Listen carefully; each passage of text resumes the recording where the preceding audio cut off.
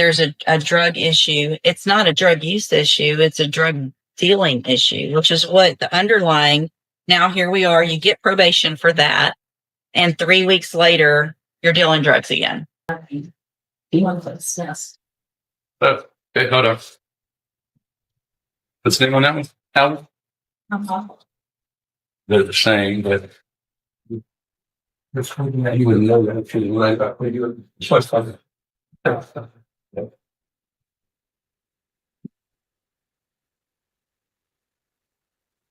All right, you're Jason Jones. Okay.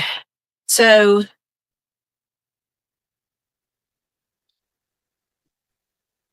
Mr. Jones has 2 cases. We've got cause number 26, DCR 0340, which is a new offense of possession of a controlled substance, a second-degree felony.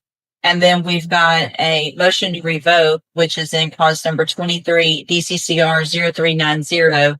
And the underlying offense in that case is unlawful possession of a firearm by a felon. Looks like we were here. Initially, there were pleas of not true. And then in May, we came back on the motion to revoke. He changed his pleas to true to counts 1 and 2. We set a hearing today. The agreement is for a cap of 8 years in each of these cases. Is that correct? Correct. Yes, Your Honor. Okay. And he already pled guilty on the other one as well. Yes, correct. Got it. Okay. I have the original pre-sentence report from that unlawful possession of a firearm case, but I also have an updated report that was prepared. And have you all had an opportunity to review that update? Yeah, Your Honor. Yes, Your Honor. Any additions or corrections? No, we have Judge. Nothing sticker. I also have just looks like 3 pages of few incident reports. If you all had an opportunity to review those as well. Yes, Your Honor. I have. All right, Mr. Parker, you may proceed. Your Honor, we're asking that the court keep him on probation. He wants the opportunity to prove he can complete it.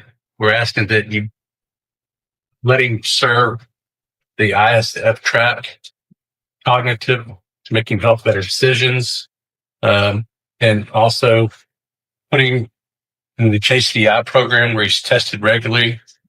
And I mean, then it's, we know whether he's using drugs, but drugs has apparently been the problem on his underlying case. I think he wants to address the court, Judge. Give me just a second, and then I'll let you do that. I'm printing a PC. Go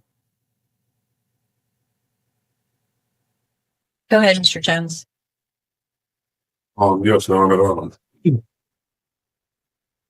I've had time to reflect on what brought me here before you today. I take full responsibility. And if given a second chance to complete my probation, I just need a chance to prove to you, my family, my children, I can be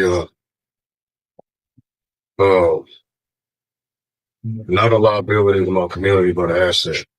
I had things going on before I got locked away and started a business. And I'm a single parent, getting my license and my diploma like you asked me to do. So just asking for another chance to get that done. In just a second to review this, and then I'll let you go, Mr. Nichols.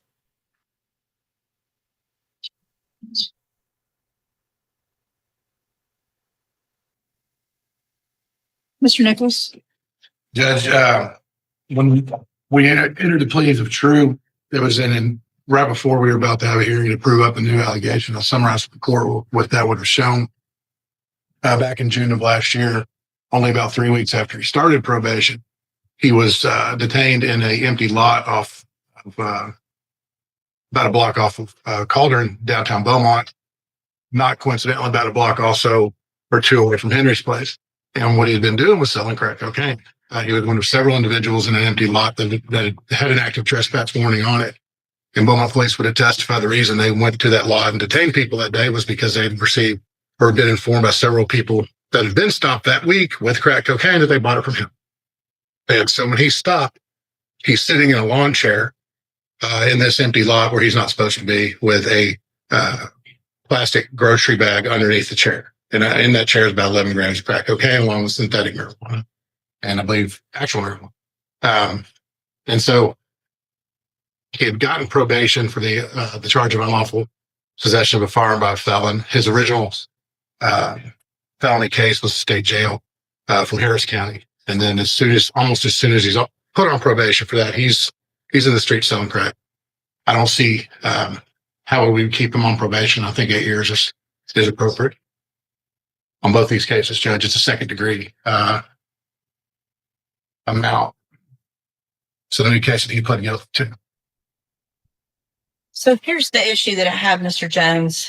Mr. Parker's argument that there's a drug issue. It's not a drug use issue. It's a drug dealing issue, which is what the underlying case had to do with as well. When you were pulled over for that and you got the case of the unlawful possession of a firearm by a felon, you were found in possession of the Glock 9mm with a chambered round, green marijuana in the center console, another bag in the cup holder, and then another 4 bags and a scale and a second firearm in the car, again chambered with rounds in it.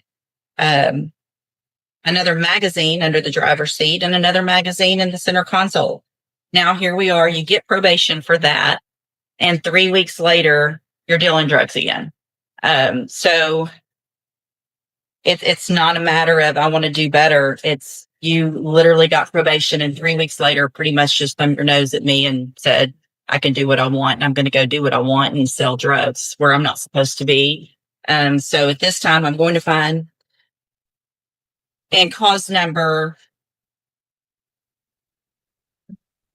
let's see, what do we have? Hold on.